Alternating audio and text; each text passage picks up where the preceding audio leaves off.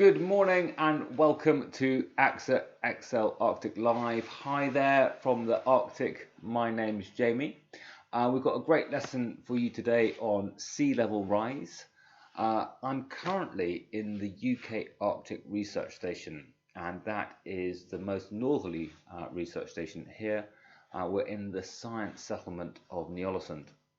We're on the island of Svalbard, and if you're looking at a map, that means that we are halfway between the top of Norway and the North Pole, the little island there.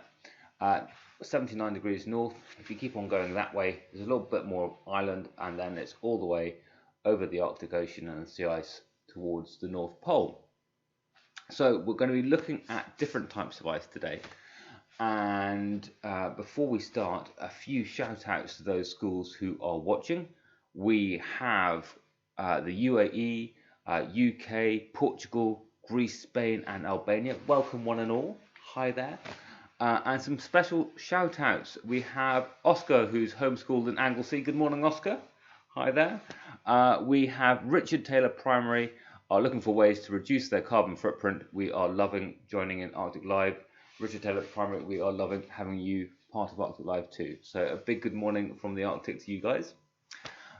Shout out to S1 Geographers and our advanced hire helpers, and that's at Gaelic High School in Bonnie, Scotland. Good morning to all the students there. Hi. And there's bright sunlight this morning. Please say hi to Class 7A at Boulder Academy. Thank you, Boulder Academy. Super scientists who've been doing some of the live investigations earlier this week. Miss Blomley's class being absolute Arctic science rock stars with their live investigations. And we have Anatolia College in I'm going to have Thessaloniki in Greece watching. Sorry, my ability to pronounce Greek place names obviously rapidly reducing in the Arctic cold. So we are going to have a little look outside, and we are going to see where we are. And quick thing is, I hope you're prepared for this experiment. So if you're not, we're going to do it straight away when we come back in. You need some cans. You need some plastic containers.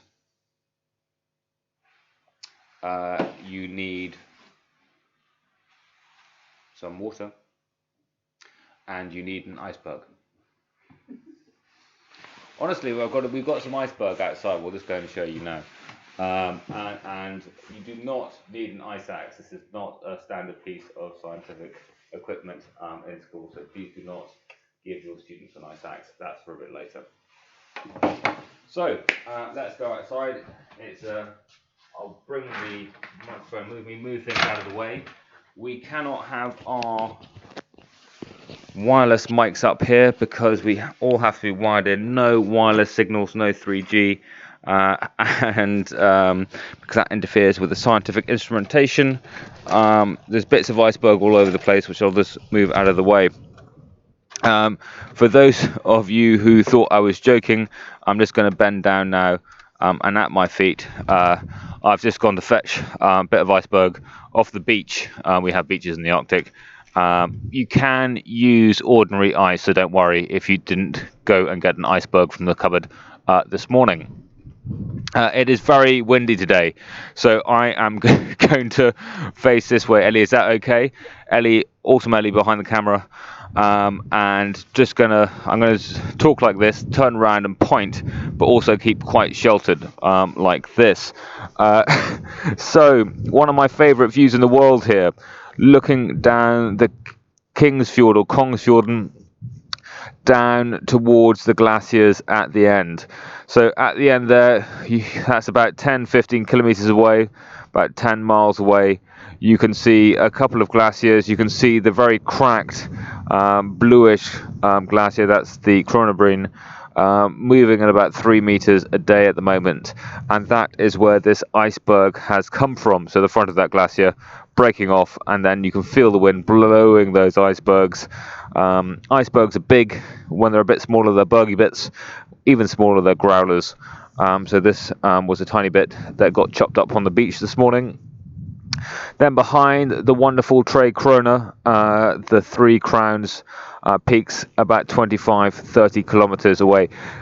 Out there is where we've been sampling in the fjord. We have been looking at marine plastics and plankton and ocean chemistry. We've been looking at ocean chemistry over the past week. Ellie's fingers are about to fall off, so I'll quickly turn around and show you where we've been staying. This is the UK Arctic Research Station. And it's amazing being up here. We're not sleeping in tents at -40. We've got bedrooms, hot showers, little kitchen area, sitting room, lab space, everything we need to operate in the Arctic. So before fingers start to go, it's only about -2 or -3 outside, but with the wind, I've got the phrases I can sort of normally tell, ooh, that's about a -12 with wind chill. So not too bad, but we don't want to be out in it for too long. Oh, I forgot my iceberg. So, Ellie, I'm just going to put this down back on the desk, and then if we just follow around to get my iceberg back. Okay, go and grab that. Move the ice axe out of the way. Need 2 hands for this.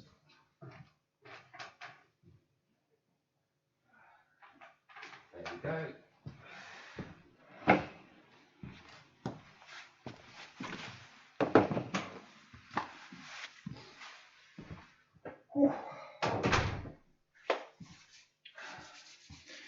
Come and sit down again down here. So,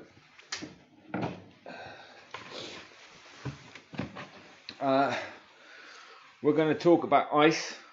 Today we're going to talk about sea level rise. There are some misconceptions about ice in the Arctic. So we're just going to go through a few things. 2 different types of ice in the Arctic. We have sea ice and then we have land ice.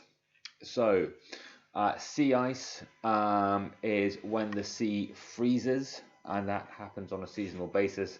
There is still some permanent sea ice around the North Pole and north coast of Greenland and Canada. So we have sea ice up there, and that is the frozen sea. So it is not coming from land. And as the sea freezes, it's very, very amazing. It actually exudes all the salt in it and creates these tiny channels called brine channels. And that forms a microhabitat on the surface, so algae live in there.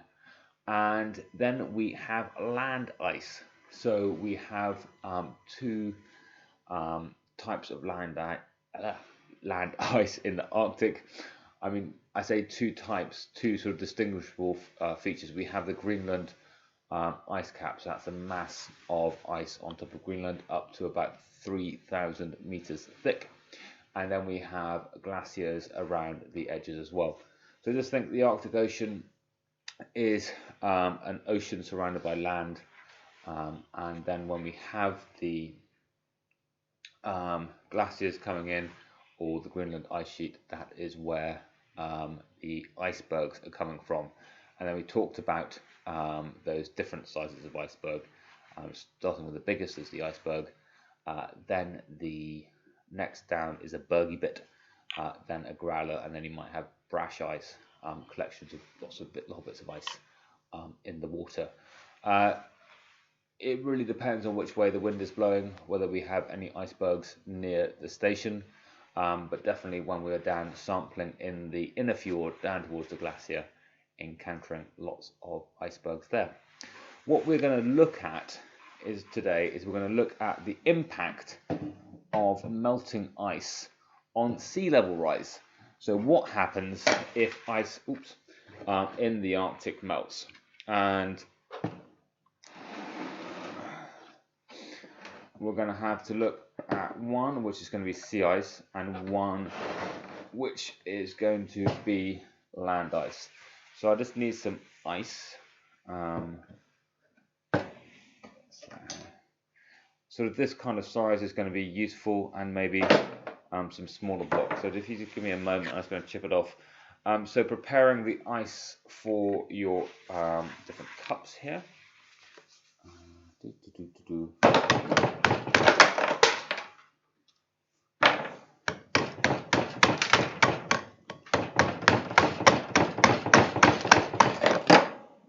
I hope my computer likes this as much as I do. So please don't do this in the school environment.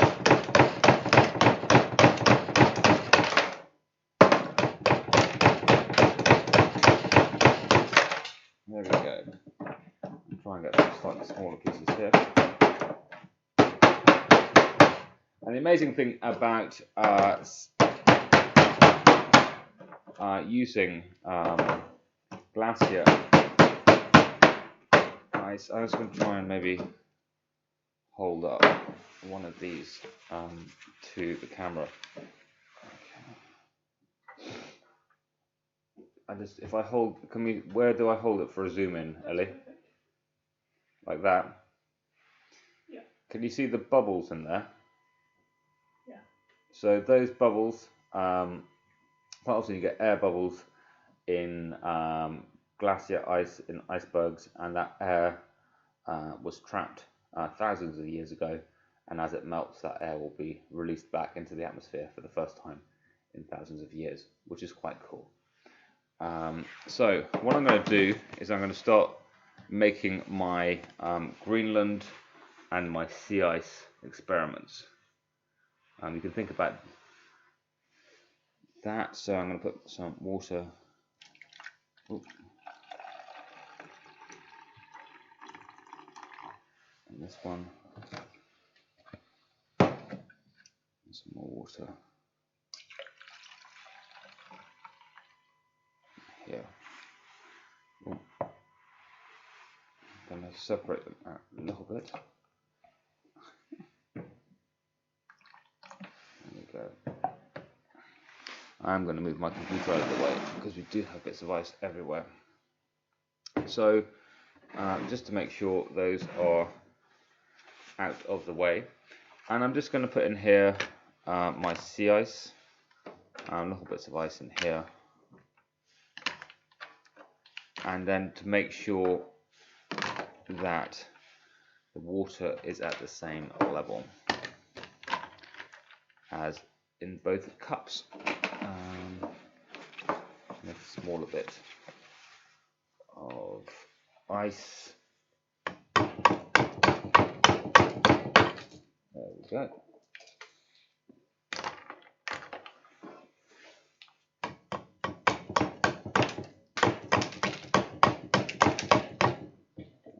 Some smaller bits, great, and go in here. Oh, there's some bits on the floor, that's lucky. And just a little bit more. So what I want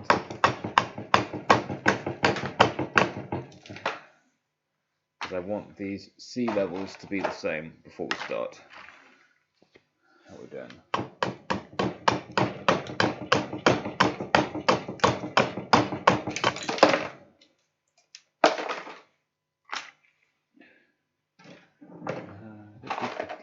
And get that bit out of there. Freeze my hands a little bit. That looks pretty good. And then for our land ice, I'm just going to pour the water off the top of the can. We are looking at having a good big lump of ice on top.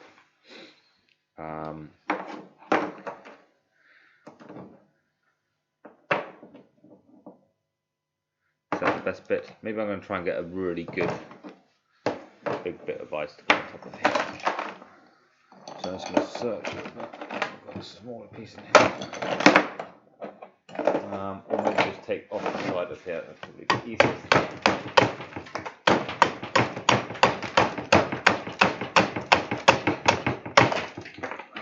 There we go, and put all this together.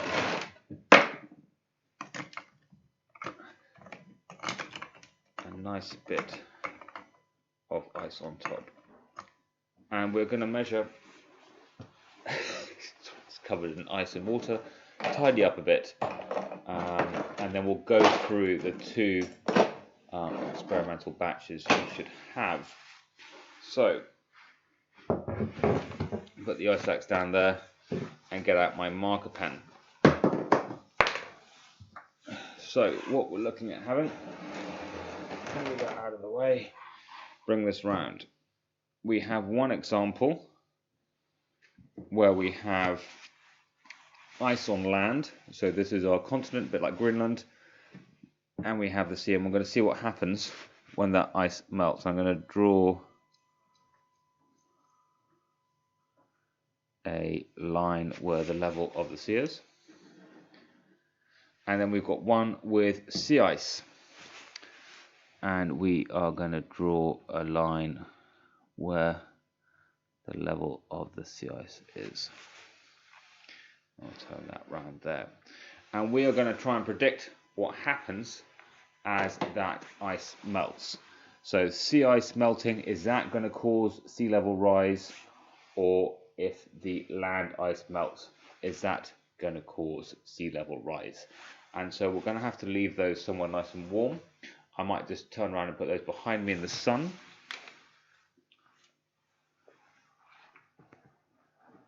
Absolutely chilly outside, quite nice and warm in the sun coming through the window. I feel like being in the greenhouse. Whew. So there we are. So what we're going to see over time, bring it around with a line here. Towards the end of this live lesson, we will see the sea level rise because land ice melts. So that's like a glacier, or like the Greenland ice cap, or the Antarctic ice cap, ice sheet. Or if sea ice melts, is that going to change the sea level? What do you think? Hopefully you've got those set up now, and we'll come to some conclusions and see what's happened in different classes towards the end of this live broadcast in about 20-25 minutes time. So great to have some questions through this bright light. I was going to bring the computer over this way and put it in the wet, because that's a really good idea. Here we go.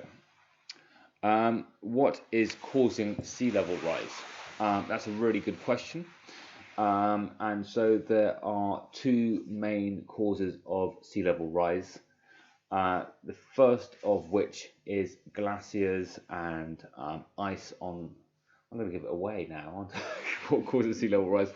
Ice melting. So glaciers, high altitude glaciers. We have the Greenland ice sheet and the Antarctic ice sheet melting. So that's adding water to the sea. So that's causing sea level rise. And the second thing is something called thermal expansion. And so as the oceans warm, and they're absorbing about 90% of the warming on the planet, they are expanding. So those are two ways, main drivers for the sea level rising. There are several other little pieces around the world that drive sea level rise, but those are the two main causes. Oscar would like to know, what can we do to prevent sea levels from rising? Well, as we've heard from those two, so melting and warming, those are both driven by increased carbon dioxide in the atmosphere, and that's the climate change, global warming piece that we are seeing in the media. So if we want to stop sea levels from rising, then we have to look at how we stop glaciers and ice caps melting, and we also have to look at that heat going into the ocean. So we look at reducing our carbon emissions, and first of all, it's important to know how much carbon you're emitting at the moment.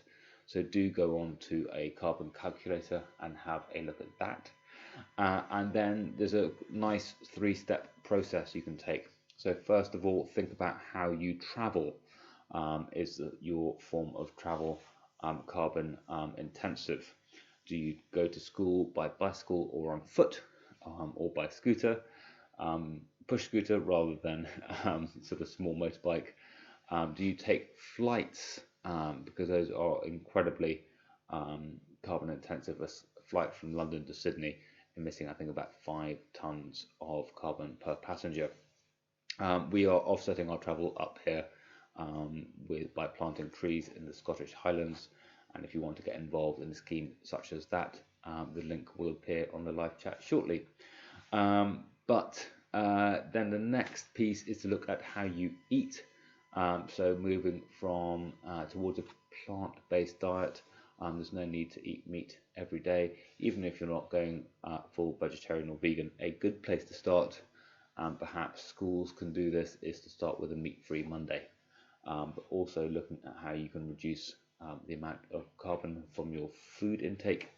And lastly, looking at how you live, so switching off light bulbs, using energy saving lights, not leaving mobile phones or other electronic devices to charge overnight. So those are just a few ways that we can stop sea level rise or mitigate sea level rise.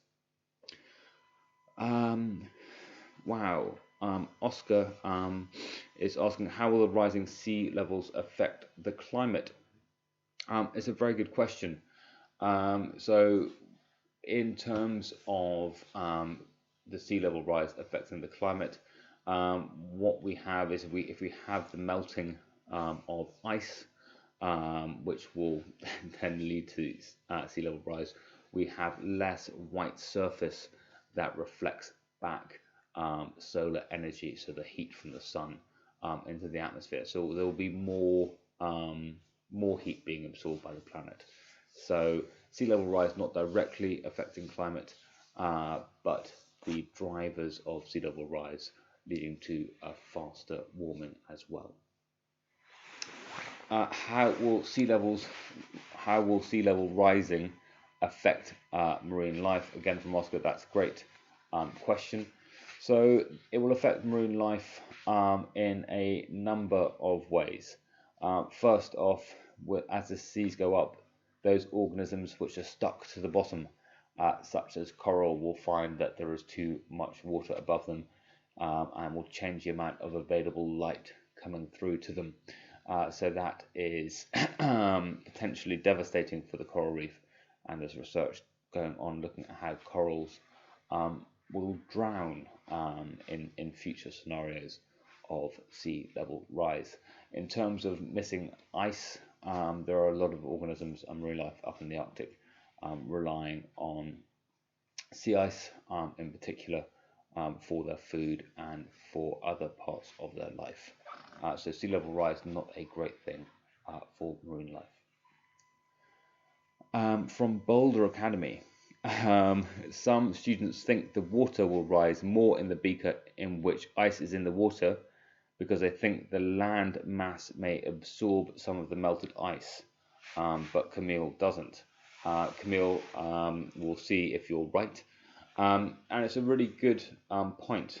We're using a can here, so do think about the type of land that you put your ice on, and whether that water will stay on the land, or whether eventually it will come out into the ocean.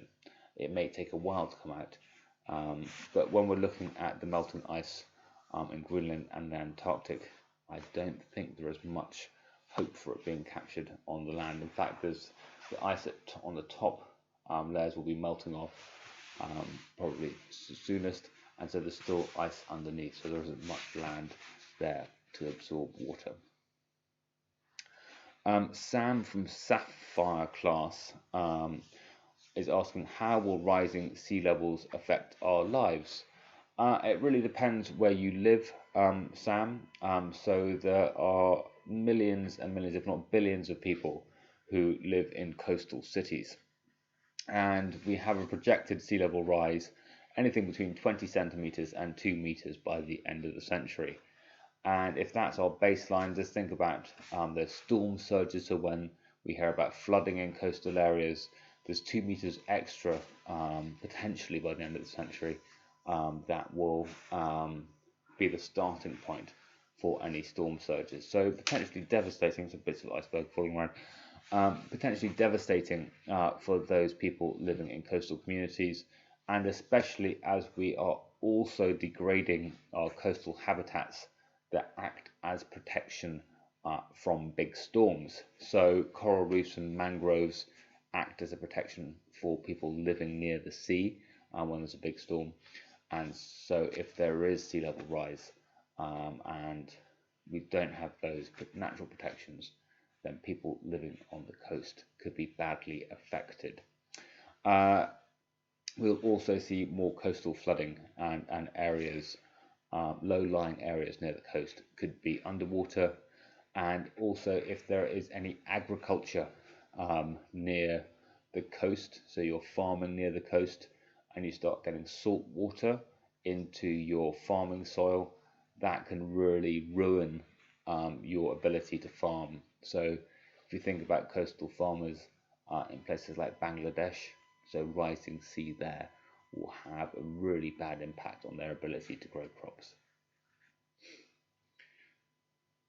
Next question is, will humans or marine life be more affected by rising sea level? We're connected, and I think that's the important thing to remember when we're talking about these environmental issues, is that we are intimately connected with the sea. It produces oxygen, it produces food, it regulates our climate. And so when we talk about humans or marine life being more affected, that we rely so much on the ocean that when marine life is affected, it really does have a big knock on us. But we're also a coastal animal, so probably doubly the impact for humans. Not only do we rely on marine life, but we also live on the coasts, and the coasts will be those areas of our planet most affected by sea level rise, as the waters come up, either flooding low-lying areas, or as I mentioned before, that those storm surges get even further inland and affect more people. This comes on next to what areas are more vulnerable to sea level rise. Really those areas that are low-lying coastal areas. There's an amazing map projections looking at what might happen for a 1 meter or a 2 meter sea level rise, even looking further into sort of 5-10 meters. So if we think about the amount of sea level rise that would happen if all the ice melted, which is not currently predicted for any time soon, but if all the ice were to melt in Greenland, that would be a sea level increase of about 7 meters. And if all the ice in Antarctica were to melt, that would be a sea level rise of about 58-60 meters on current projections. So there's quite a big sea level rise potential if all the ice in Greenland and Antarctica were to melt. Next up we have from Boulder Academy, we have, what wildlife have you encountered? And Adam, hi Adam, would like to know whether you have been in danger and how you dealt with it. Great question. So we have had a great wildlife time up here this past week. We have seen minke whales, beluga whales, blue whales, the largest creature ever to live on this planet. We have seen a range of bird life, from snow buntings to little auks to eider ducks, skuas and fulmars. Some amazing little life in the waters. So we have seen bristleworms, pteropods, krill and copepods. So those are all types of plankton, as well as comb jellies. And on land, the wonderful reindeer and Arctic fox around the station. Last week we thought that the Arctic foxes had been very sadly killed off by early rain, but very pleased to say that there are still some Arctic foxes around the station. Have we been in danger, and how did you deal with it? No huge danger. There's an iceberg that got quite close to us when we were sampling. That wasn't great, and was a little bit nerve-wracking, but very thankfully not huge danger on this trip. There are, safety first is really the point. So there's been times when the weather has been too rough and we haven't risked going out. So it's really looking at what are the acceptable risks, how and when should you take a small boat out into the Arctic to collect science samples. This from Anatolia College. Since we anticipate a sea level rise, what does the UN plan to do about it? Isn't it a global problem after all? It really is looking at, as we'll talk about international agreements, and we can talk about the Paris Climate Agreement and those international efforts to secure fewer carbon emissions or a lower rise in carbon emissions. And so the international community is trying to do something about it, but do remember also that the international community is made up of individual countries, and so it is trying to get agreement and working across all those different countries to show how this is a climate emergency, an environmental emergency, and we have to look at it seriously. So I think that there are two things that we can do. We can both act on an individual basis to reduce our carbon footprint, and we can use our ability to vote for those of us who are in democracies, or to put pressure through the media or by writing to government. It makes the science is very, very clear, and it makes complete sense to do something about the climate issue now, rather than waiting before it is a true catastrophe affecting millions, if not billions, of people around the world. Act now. Grace and Sienna want to know if sea level rise is already affecting the animals in the Arctic. Not that I know. Grace and Sienna. We're looking at a sea level rise currently of about 3 millimeters a year. So I'm not entirely 3 centimeters a year, sorry. So I'm not exactly sure whether that is the case in the Arctic, but I can check. And if there is an instance, then we'll get back to you today. Lookman from Boulder Academy asks, have you seen or discovered anything on this visit to the Arctic that has surprised you or is new? From a science point of view, Lookman, we're packing up all the samples today, and those are being freighted back to the UK. So it's not for a number of months that we can say, ooh, that's interesting, or that's exciting. So what we've been doing on this trip is that we have been looking at collecting the samples. If we wanted to do some analysis up here, we'd need to be here for another week, 10 days to start to do that work.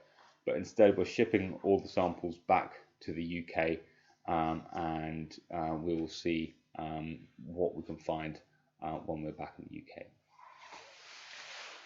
UK. Here we are. Next question is, what surface area is still covered by ice? That's a really, really good question. I would have to get the latest figures. If we're talking about sea ice coverage in the Arctic, that changes on a monthly, or it changes on a seasonal basis as well as on a year-to-year basis. So the latest figures would be on the NSIDC website, I think still, where they're looking at the satellite readings, and we'll have a look to see if we can get the NSIDC sea ice extent website up. That would be great. That will have the latest information on there. So that gives you the sort of when we look at those maps of the Arctic and we see the white stuff rather than the open ocean, that's what we think about in terms of ice coverage. And then we've got the gradually receding ice on Greenland. To talk about the Arctic again, that's losing about 275 gigatons of ice a year. So really looking at those two pieces there. We can get those latest figures up. I think the worst year was in lowest sea ice extent was in 2012. At the moment, we it's just looking at to see how that's going to reduce. There are some people who are saying there will be no proper summer sea ice by mid-century, but those predictions change as we get better at modelling how sea ice will behave in the future.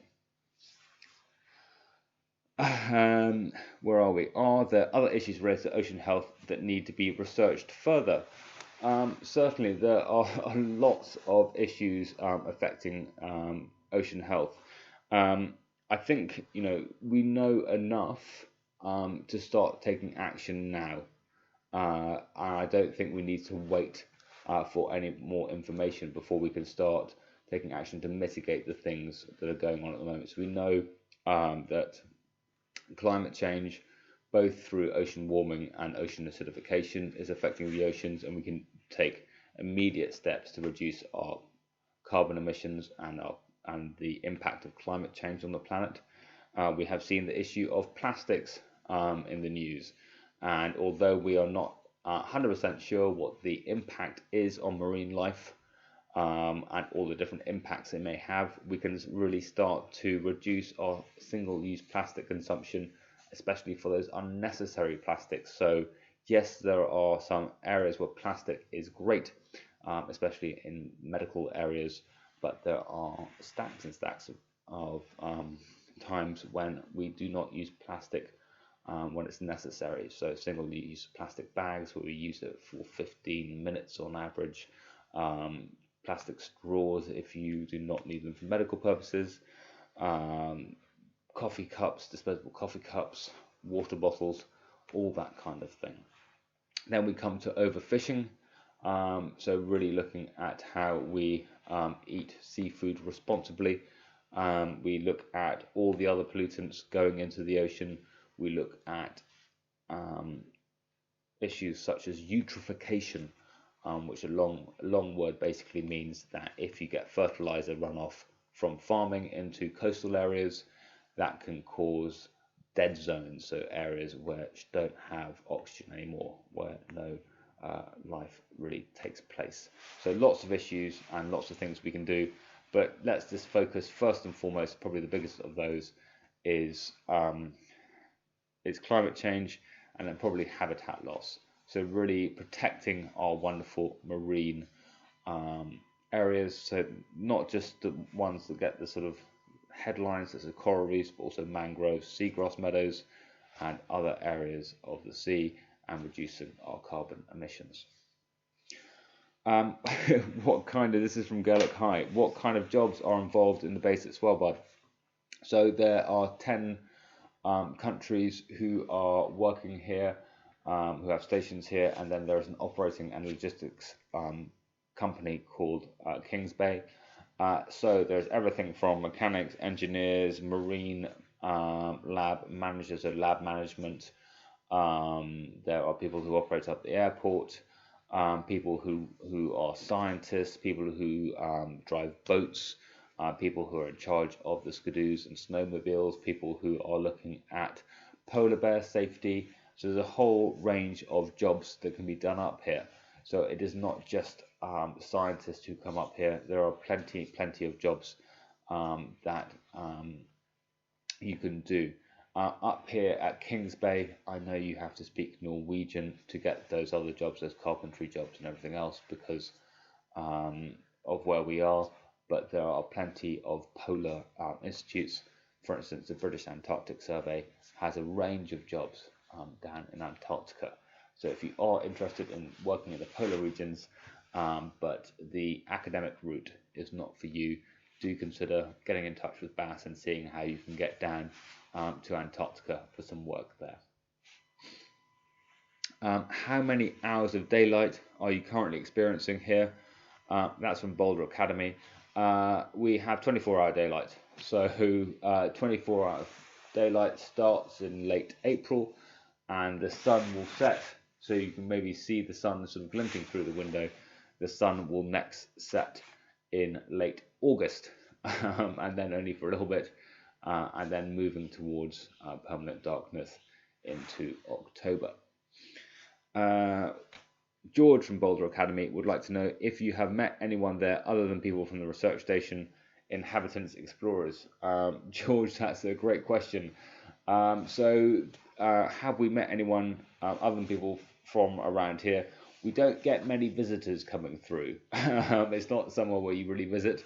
Having said that, there was a tourist vessel that came through, and there was quite a small one. A sailboat came in, and there was about a dozen tourists on there, and we sort of waved at them, and they sort of kind of waved back and looked a bit nervous. And then friends of friends came over the mountains here, 2 days snowmobile skidoo journey from Longyearbyen. They're actually the architecture team trying to fix some of the buildings because of the melting permafrost. All the buildings are getting a bit wonky, so sort of ceiling panels fall out as the ground shifts. So they came over, and I thought the fun way to get up here, rather than taking a flight over the mountains, was to do a very rapid 2 day skidoo journey over the hills. So they're telling us some stories about it, and there's definitely one section which sounds quite scary. Bit of a slope, which you can't drive too slowly because you'll slip down, so you have to sort of gun it, as it were, along the slope to stop sliding off. And the important thing about not sliding off is there's a cliff on the other side. So that was quite an exciting part of their journey. I think tomorrow, should we get the flight or should we go by snowmobile? Definitely skidoo, yeah. Oh, we're going out by skidoo, are we? Yeah. Okay, so it's, fingers crossed. I think actually, who knows? I think the flight might be. Oh. I know. Next time we'll travel up here by skidoo. How big is the Arctic? Nobody knows, because there are lots of definitions of the Arctic. Some people say that it is 66 parallel, so the line of latitude of 66 degrees north. So everything above that is the Arctic. So people say that, and so that is the area where you can have 24-hour darkness in midwinter and 24-hour sunlight in midsummer. Some people say it's a tree line, and everything north of the tree line is the Arctic. Some people say it's where you have permafrost, and everything from where you have permanent frozen ground and north is the Arctic. So nobody's really decided how big the Arctic is. So great question, but there is more than one answer. And so maybe have a discussion in your class about what defines the Arctic, what makes the polar region a polar region.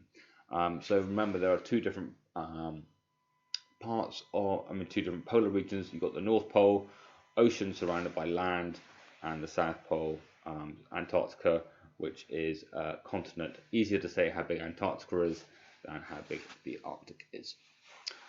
Next up, do you think TV programs such as Our Planet on Netflix are important? I must confess I have not yet seen Our Planet. In terms of nature and environmental programming, and I have read some reviews and read about it. First of all, I think that a lot of nature programming is really, really important, because I really believe in talking about love before loss. So we need to love and care for our natural world before we start discussing, how much doom and gloom. A lot of what you read in the media and see in the media is quite doom and gloomy. But we are getting to a point on this planet when we simply can't just show nice pictures of pristine places anymore. We do need to talk about and have a conversation about the impact we are having on the planet. The report on biodiversity that came out just a couple of days ago is truly distressing. And we are living through a time of planetary crisis. That does not mean there is not hope. So love your planet, love the wildlife. I certainly love being up here. It is true privilege, and let's do all we can to preserve this wonderful world, both for ourselves and for future generations. Alfred from Boulder Academy would like to know if you have seen the Northern Lights. Alfred, I have seen the Northern Lights. It's very difficult to see the Northern Lights at this time of year because we have 24-hour sunlight, but when I've been up here in March, we've had the Northern Lights dancing over the peaks here. It's actually more like the Southern Lights because we're too far north for the main Aurora Borealis. It's a bit further to the south, but it is in the Arctic, so it is the Aurora. We have time for one very quick question. Okay, I'm going to extend this lesson by a little bit because my ice isn't melting behind me. Quickly, Yomi from Sapphire class would like to know, what do you do when you're not in the Arctic? Expeditions around the world, bringing the front lines of what the world is like, bringing experts like the scientists we've been working with live to your classroom. I think you deserve the best education and speak to experts around the world. Your world is changing, and we want to help you understand it and help you know what you can do to change it for the better. So a lot of office work as well as expeditions to fantastic places. Blake would like to know, what is the biggest iceberg ever seen? I'm not sure the biggest iceberg ever seen. The biggest iceberg I've seen has been down in Antarctica. I think a bit of ice the size of Wales or something. Some huge piece of ice sheet has just broken off. And I can't remember whether that's the Larsen ice shelf, I think, down in Antarctica. Very quickly, let's see if anything has melted in the sun. Not really. Pour the water on top of my land. Bring it on here. So, minimally, because things don't melt in the Arctic, move the computer out of the way. Have you ever got lost on an expedition? Tia. Thank you. Yes, have got lost on an expedition.